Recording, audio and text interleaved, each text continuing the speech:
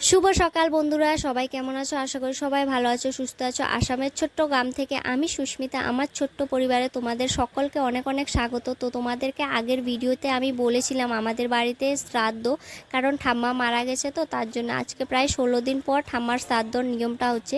তো আজকে অনেক সকাল সকালেই আমরা ঘুম থেকে উঠে নিয়ম কারণের জন্য জিনিসপত্র রেডি করে নিয়েছি, কারণ ব্রাহ্মণ মশাই কালকে ফোন করে বলে দিল অনেক সকাল সকাল আসবে, তো চলেও এসেছিল। তো এইদিকে স্বর্ণকে স্নান করে রেডি করে দিলাম, আর এই যে আমি রান্নাঘরে চলে এসেছি সবজি কাটার জন্যে। আর এদিকে ননদিনীর বর এসে দিদাকে জুস খাওয়াচ্ছিল, আর দিদা খেতে চাচ্ছিল না।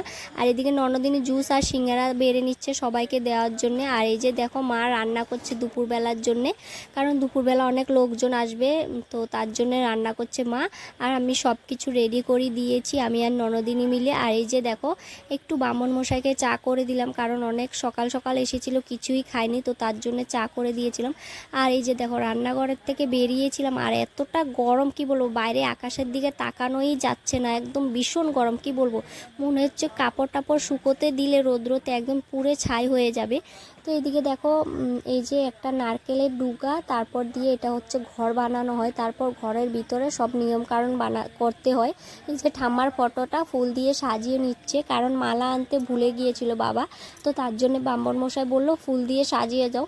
এটা হচ্ছে পিসি শাশুড়ির মেয়ে আমার, তো পিসি শাশুড়ির ঘরের মেয়ে তো আমার বদ্দি হয়, তো বদ্দি সব কিছু মানে এইদিকে ব্রাহ্মণ মশাইকে জিনিসপত্র এনে দিচ্ছিল, তো কারণ আমি তো রান্নাঘরে ছিলাম তার জন্য পাচ্ছিলাম না কিছু এনে দিতে। আর এই যে ব্রাহ্মণে বললো পিণ্ডটা জলের মধ্যে ভাসিয়ে দিতে, তার জন্য বাবা পিণ্ডটা জলের মধ্যে ভাসিয়ে দিল। আর আমরা সবাই চলে আসলো, পিসি মা এখন অন্নদান করবে, তো সবাই মিলে আমরা দেখার জন্য বাইরে বসে পড়েছিলাম। আর সব পিসিমণি অনেক কান্নাকাটি করছিল। তো এদিকে আমাদের রান্না বাড়া তো অনেক আগে হয়ে গেছিলো, তো এদিকে অন্নদান করবে দেখার জন্যে আমরা বসে পড়েছিলাম। তো চলো অন্নদান করার পর তারপর সবাইকে খাওয়া দিয়ে দেবে, ভাত খাওয়া। তো সবাই অনেকটাই মানে গরমের মধ্যে অবস্থা সবারই খারাপ হয়ে গিয়েছিল। তা আজকে দেখো জেঠিমণি এসেছে, জেঠিমণি এদিকে বাইরে বসে বসে হাওয়া খাচ্ছিল। আর এই যে দেখো রান্না বাড়া আমাদের প্রায় হয়েই গিয়েছে, তো এদিকে এখন সবাইকে দিয়ে দিল খাওয়া খেতে, দেখতে পাচ্ছ সবাই খেয়েও নিয়েছে। আর এখন আমরা খাবো, দেখো আমি ননদিনী আমরা তিনজন মিলে খেতে বসে পড়লাম। তো অনেক আগেই বসতাম, কিন্তু আমরা কাজ টাজ করে বাসন টাসন ধুয়ে তারপর আমরা এখন খেতে বসবো। তো চলো অনেকটা খিদে পেয়েছে, খাওয়া দাওয়ার পর আবার আসছি।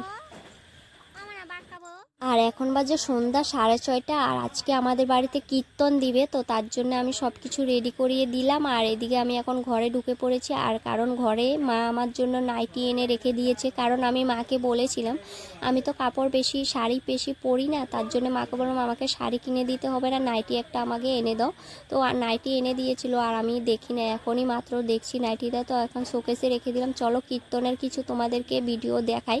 তো এই যে দেখো কীর্তনের লোকজন চলে এসে অনেক আগেই এসেছিলো, আমি ভিডিওটা অনেকটাই পরে করছি। এখন চা দিয়ে দিচ্ছে খাওয়ার জন্য, চা বিস্কুট। তো চলো চাটা খেয়ে নাও, আর ভিডিওটা ভালো লাগলে লাইক কমেন্ট শেয়ার করিয়ে চলো কীর্তনের একটু ভিডিও গান শুনে নাও তোমরা। কীর্তনটা শুনতে বেশ ভালোই লেগেছে আমার কাছে, তোমাদের কাছে কেমন লাগছে কমেন্ট করে কিন্তু বলবে, হ্যাঁ।